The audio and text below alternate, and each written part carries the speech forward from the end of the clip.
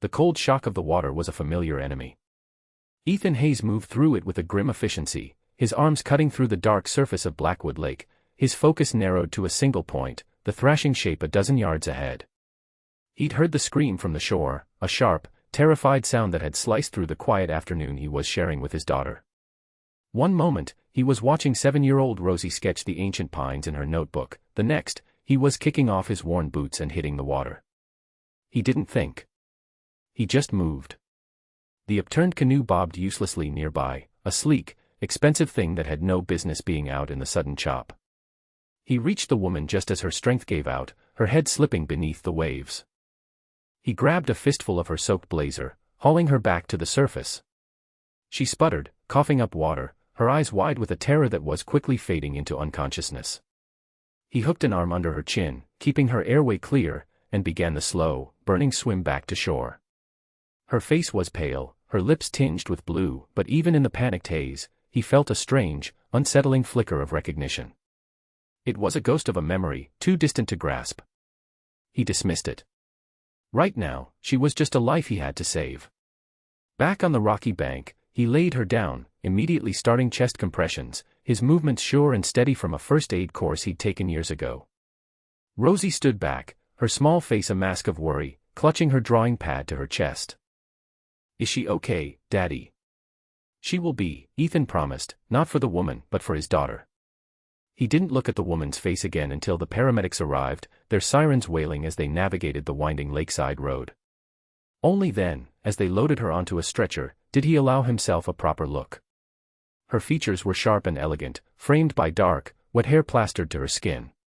She looked powerful, even helpless like this. A stranger. He was sure of it. He pulled his soaked shirt tighter around himself, shivering not just from the cold, but from the sudden, sharp memory of another body of water, another loss he could not prevent. He pushed it down, turning to wrap a strong arm around his daughter. The immediate danger was over. The echoes, however, were just beginning. Back in the warmth of their small, 2-room cabin, the scent of pine and drying laundry filled the air. Ethan wrapped Rosie in her favorite fuzzy blanket, a faded yellow one covered in smiling cartoon suns. He made her hot chocolate, his hands still trembling slightly as he stirred the milk. The adrenaline was wearing off, leaving behind a deep, bone-weary exhaustion. His job as a groundskeeper for the Blackwood Lake Resort paid just enough to keep their small world turning, but it demanded a physical toll. Today had added an emotional one. He watched Rosie carefully draw a picture of a man pulling a woman from a lake, her crayon hero a stick figure with a determined frown just like his. He managed a weak smile. He was her hero, and that was the only title that ever mattered. The woman from the lake, he'd learned from the frantic resort manager, was Amelia Vance, the CEO of Vance Innovations. She was the architect of a potential hostile takeover of the entire resort, a corporate titan whose presence had been a source of anxious gossip among the staff for weeks. And he, the men who mowed the lawns and fixed the leaky faucets, had just pulled her from a watery grave. The irony was a bitter pill. He tucked Rosie into her small bed, kissing her forehead. "You were very brave today, sweet pea," he whispered. She looked up at him, her eyes wide and serious. "You were braver, Daddy." "You're always the bravest." He sat by her side until her breathing deepened into the steady rhythm of sleep. In the quiet of the cabin, surrounded by the ghosts of his own past, Ethan felt the weight of it all.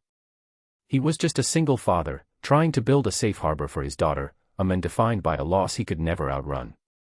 His wife, Sarah, had loved the water. The crash that took her had happened on a rain-slicked road beside a river.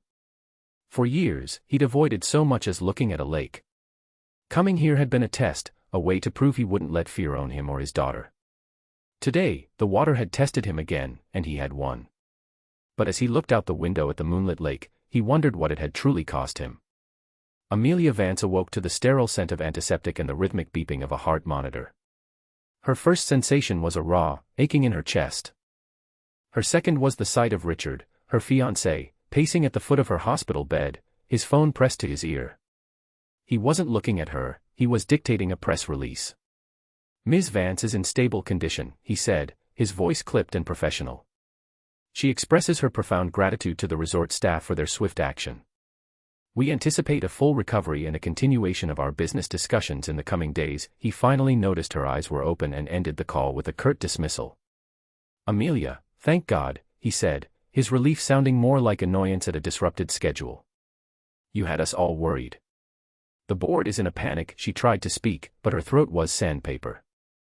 She remembered the canoe tipping, the shocking cold, the feeling of her lungs screaming for air. Then, a strong arm, a sense of being pulled upward. "The man," she rasped. "Who saved me?" "Some groundskeeper," Richard said dismissively, waving a hand. "We'll send him a check. A generous one. It's a good PR angle, actually. Corporate chief saved by the common man. We can spin this." Amelia closed her eyes.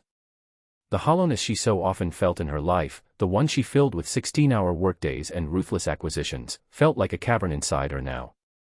Richard saw a PR angle. She had almost died. A few days later, against Richard's strenuous objections, she insisted on thanking the men in person. Ethan Hayes stood on the porch of his rustic cabin, his posture straight, his hands clean but his nails permanently rimmed with the earth he worked. He looked tired, but his eyes were clear and direct. "Ma'am," he said with a simple nod. "I'm glad to see you're all right. I wanted to thank you," Amelia said, feeling strangely formal. "You saved my life. I'd like to offer you a reward." Ethan shook his head before she could even name a figure. "No, thank you. I just did what anyone would have." He looked past her, his gaze softening as Rosie peeked out from behind the door. "My daughter was there.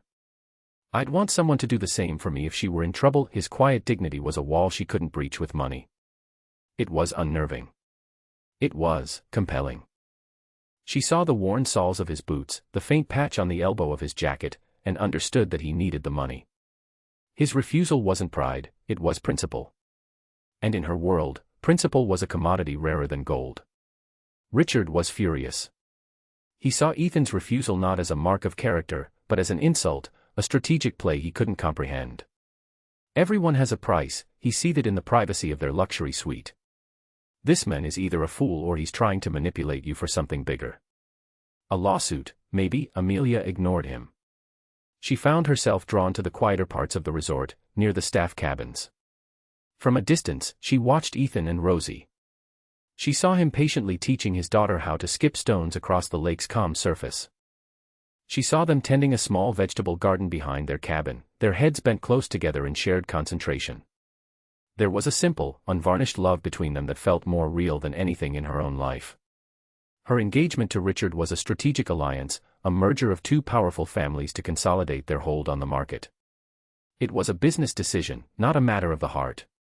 Her heart was a locked room she hadn't visited in years. As she watched Ethan, fragments of another time began to surface, hazy and indistinct. The scent of pine needles baking in the sun. The feel of a worn denim jacket. The sound of a pencil scratching against paper. She remembered a summer spent here at this very lake, long before the resort was built, when her family had rented a small cottage. She had been a teenager, all awkward limbs and big dreams. And there had been a boy. A local boy with quiet eyes and a gentle smile, who knew the name of every tree and every constellation in the night sky. She couldn't recall his face clearly, but she remembered the feeling of safety, of being seen for who she was, not who she was supposed to become. Richard's voice, sharp and demanding, would inevitably pull her back to the present. He wanted to finalize the takeover, to crush the small, family-owned resort under the heel of their corporate giant. But Amelia found herself hesitating. The place held a whisper of a memory, a ghost of a girl she used to be. And the groundskeeper, the quiet man with the kind eyes, felt like a part of that forgotten world. The moment of clarity came on a crisp autumn afternoon. Amelia had walked down to the shoreline, needing to escape the suffocating pressure of another conference call with her board. She passed Ethan's cabin and saw the door was slightly ajar. Pinned to the old wooden frame by a magnet was a child's drawing. It was a picture of a tall, slender lighthouse standing on a rocky cliff, waves crashing at its base. The crayon strokes were clumsy but heartfelt. But it wasn't the drawing itself that made Amelia stop, her breath catching in her throat. It was the subject. The Blackwood Point lighthouse, which had been decommissioned and torn down 15 years ago. A tourist would never know it had existed. Only a local, someone with deep roots, would remember it.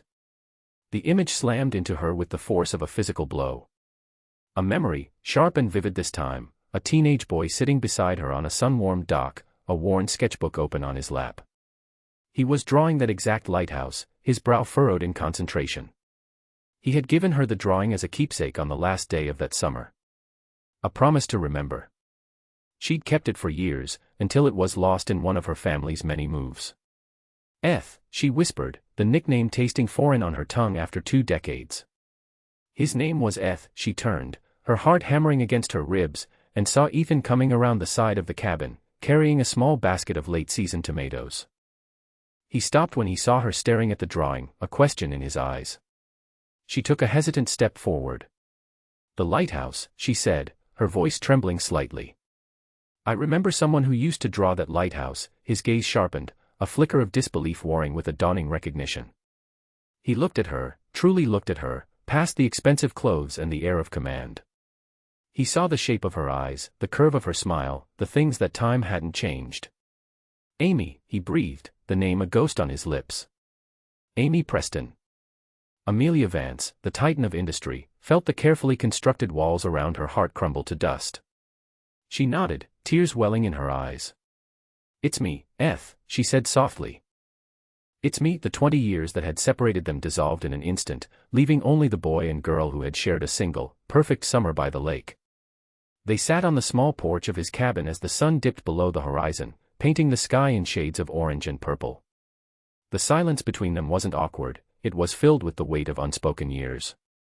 Rosie sat on the steps, humming quietly to herself as she organized a collection of smooth, gray stones, occasionally glancing at the 2 adults with a child's placid curiosity. Finally, Ethan spoke, his voice low. "Your family just left. One day your cottage was empty. No note, no goodbye." Amelia looked down at her hands, the hands that signed multi-million-dollar deals, now twisting in her lap like a nervous teenager's. "My father got a promotion. A big one. We moved to London. It was all so fast. He said there wasn't time for goodbyes.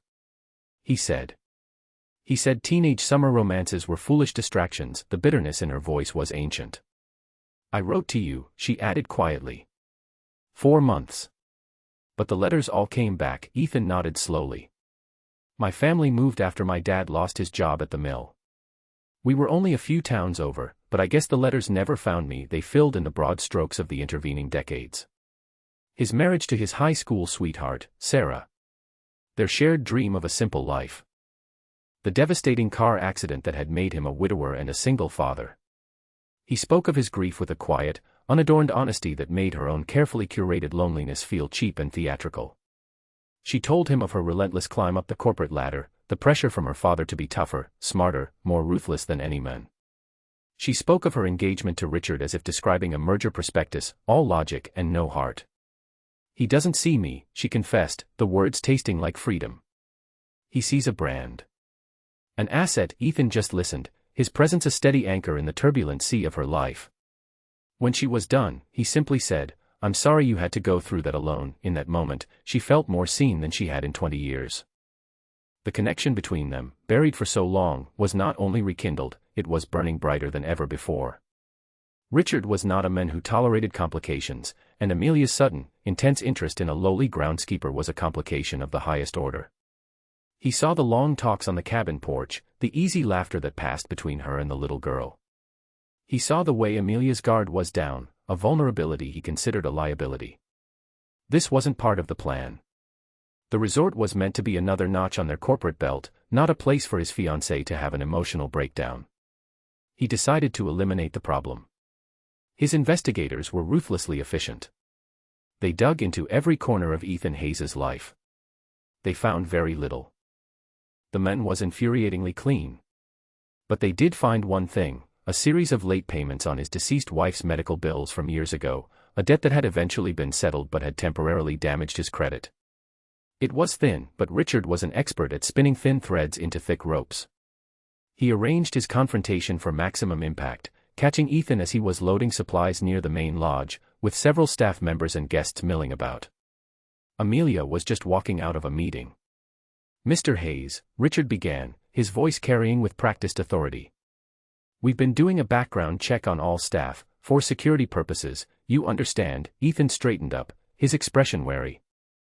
And I have to say, we've found some concerning financial instabilities in your past. A man in that kind of desperate situation. Well, it makes one wonder about his motives. A staged accident, a heroic rescue of a wealthy CEO. It's a classic setup for a big payday. The accusation hung in the air, ugly and venomous. A few onlookers stared, their expressions shifting from curiosity to suspicion. You think I tried to hurt her? Ethan asked, his voice dangerously quiet. I think you're an opportunist, Richard sneered. And a threat. I'm recommending your immediate termination to the resort manager. People like you don't belong here. He glanced at Amelia, expecting her to look horrified, to shrink back to his side. He had just saved her, after all, from a grifter. But she wasn't looking at him. She was looking at Ethan, and her eyes were blazing with a fire he had never seen before. That's enough, Richard. Amelia's voice was cold steel. She walked forward, deliberately placing herself between Richard and Ethan, a human shield of defiance. Every eye was on them. You know nothing about this man. You know nothing about character, or integrity, or courage. She turned to face Richard, her expression one of utter contempt. This man, this opportunist, dove into a freezing lake to save my life without a moment's hesitation. He asked for nothing in return. Meanwhile, you stood in my hospital room crafting a press release before you even asked how I was. Richard's face paled, a flush of angry red creeping up his neck. Amelia, this is hardly the time or place. This is the perfect time and place. She cut him off, her voice ringing with clarity. For 20 years, I have lived the life my father and you mapped out for me. I have made decisions based on strategy, on profit margins, on what made for good business. I am done. She held up her hand, twisting the obscenely large diamond from her finger. She didn't throw it. She simply held it out to him. We are finished, Richard. The engagement is over. The business partnership is over. I want you off this property within the hour. A collective gasp went through the small crowd. Richard stood, speechless, the ring in his outstretched hand. The resort manager, an older man named George who had known Ethan for years, stepped forward. Mr. Hayes is the most dependable man I have, he said firmly, looking directly at Richard. He's honest, and he's good. If he goes, half my staff goes with him. Another groundskeeper nodded in agreement, then a woman from the kitchen staff. The small community closed ranks around one of their own. Richard, utterly defeated and publicly humiliated, finally snatched the ring and stalked away without another word. Amelia turned to Ethan, her fiery anger softening into a vulnerable plea. I'm so sorry, she whispered. He simply shook his head, a small, grateful smile touching his lips. You didn't have to do that. Yes, she said, her gaze unwavering. I did. For the first time, she wasn't Amelia Vance, CEO. She was just Amy, and she was finally fighting for something that mattered. In the quiet aftermath, the world seemed to reset itself. Amelia made a series of calls, her voice calm and decisive. She informed her board that she was withdrawing the offer to acquire the Blackwood Lake resort. The news was met with shock and confusion, but her tone left no room for argument. Her next call was to George, the resort manager. She didn't want to buy the resort to gut it. She wanted to invest in it, to preserve the very character that Richard had tried to extinguish. She proposed a partnership, a fund to renovate the aging infrastructure, improve staff wages, and ensure the place remained a sanctuary, not a corporate asset. And she had a condition. I want Ethan Hayes to oversee the project, she stated. He knows this place, he loves it, and he has the integrity to see it done right. Later that evening, she found Ethan by the water's edge, skipping stones with Rosie. She explained the plan, the offer. It wasn't charity, it was a promotion, a position of trust he had more than earned.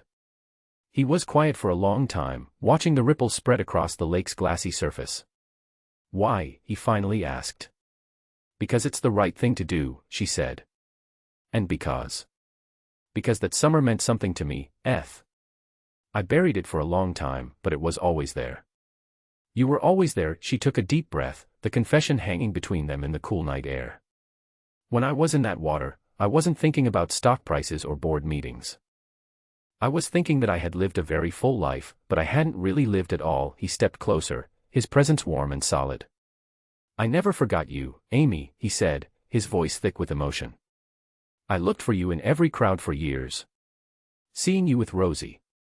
It feels like coming home." He reached out, his calloused hand gently taking hers. It felt like no time had passed at all. The lake that had nearly taken her life had, in the end, given it back to her, along with the one person she thought she had lost forever. The future was no longer a strategic plan, but an open, sunlit path. 6 months later, the Blackwood Lake Resort was alive with a new energy. The main lodge sported a new roof and a fresh coat of paint. The staff, secure in their jobs and paid a living wage, moved with a lighter step. Ethan, now the project and operations manager, walked the grounds with a quiet confidence that had always been there, but was now recognized by all. He was a natural leader, his kindness fostering loyalty and his hard work inspiring respect. Amelia had found a new rhythm. She hadn't abandoned her company, but she had transformed it. She delegated more, empowering her team, and worked remotely from a newly built, sustainable office near the resort 3 days a week. She had traded a corner office overlooking a city of steel for a window that looked out onto pine trees and shimmering water. She hadn't lost her power, she had redefined it. On a perfect late spring afternoon, the three of them took a canoe out onto the lake. The water was calm, a perfect mirror of the bright blue sky. Rosie sat between them, her head resting back against Amelia's knees, trailing her small hand in the cool water, her laughter echoing in the quiet air. Ethan paddled with a slow, steady stroke, his eyes fixed on Amelia. The guarded, powerful CEO was gone, replaced by a woman whose smile reached her eyes, whose laughter was free and genuine. He had not just saved her from the lake, they had saved each other from the lives they had been trapped in. Amelia met his gaze, her heart full. This was real. The quiet moments, the shared smiles, the warmth of a child leaning against her. This was the success she had unknowingly chased her entire life.